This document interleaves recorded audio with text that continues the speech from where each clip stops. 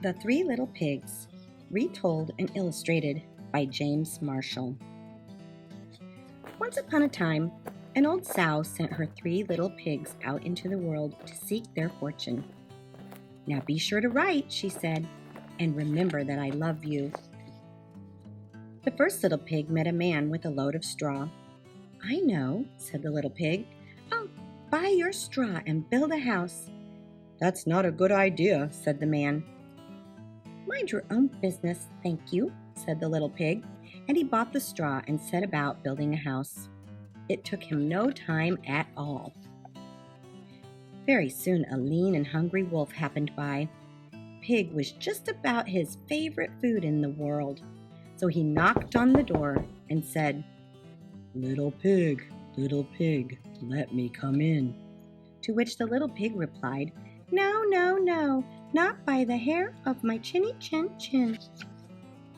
This annoyed the wolf to no end, and he said, "Then I'll huff and I'll puff and I'll blow your house in." "Go right ahead," said the little pig.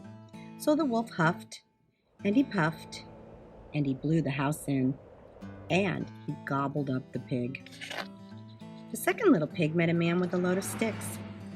"I've got it," said the little pig. "I'll buy those sticks and build a house." "I'd think twice about that," said the man. "Oh, pooh," said the little pig. "What would you know?" And he bought the sticks and went to work building a house. "Very pretty," he said.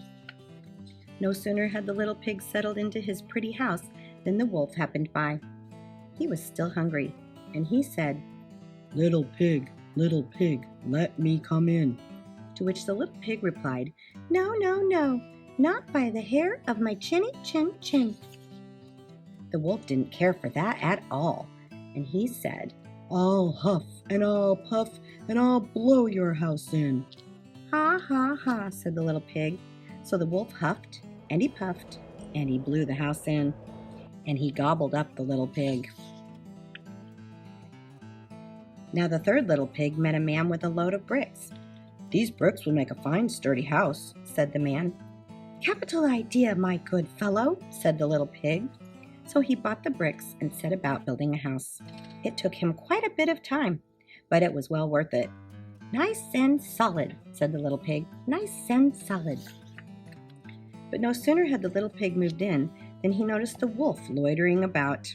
And the wolf, who was still hungry, said, little pig, let me come in." To which the little pig replied, "No, no, no, not by the hair of my chinny chin chin." Well, the wolf had heard that before, and he said, "Then I'll huff and I'll puff and I'll blow your house in." "Oh, don't do that," said the little pig. But the wolf huffed and he puffed and he huffed and he puffed until he was quite blue in the face. The house stood firm. "I'll try another approach," muttered the wolf, and he put on his most dazzling smile. "Little pig, I was only teasing," he said. "By the way, I hear tell that Farmer Jones has the most scrumptious turnips. Shall we go pick a few?"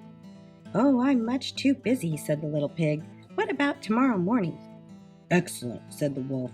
"I'll come for you at 6.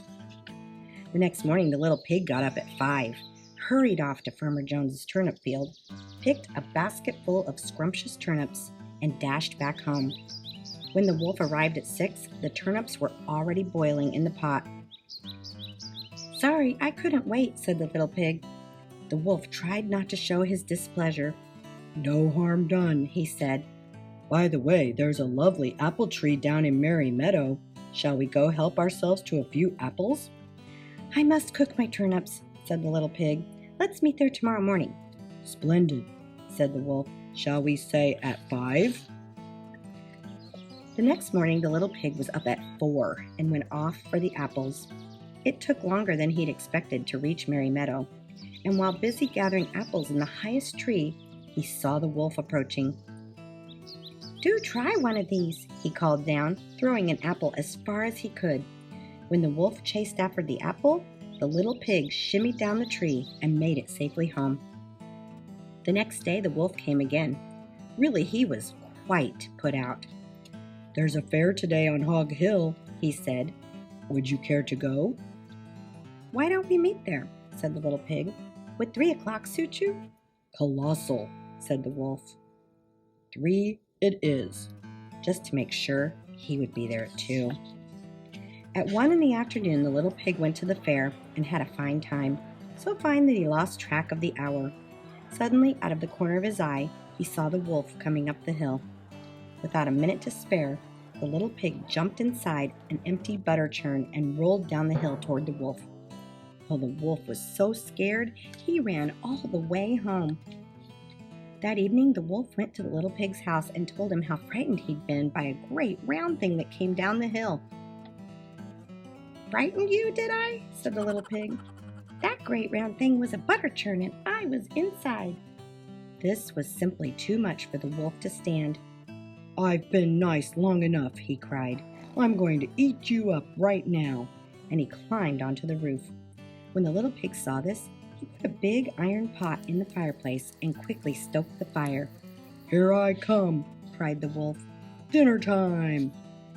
"You can say that again," said the little pig, and he cooked the mean old wolf and gobbled him up.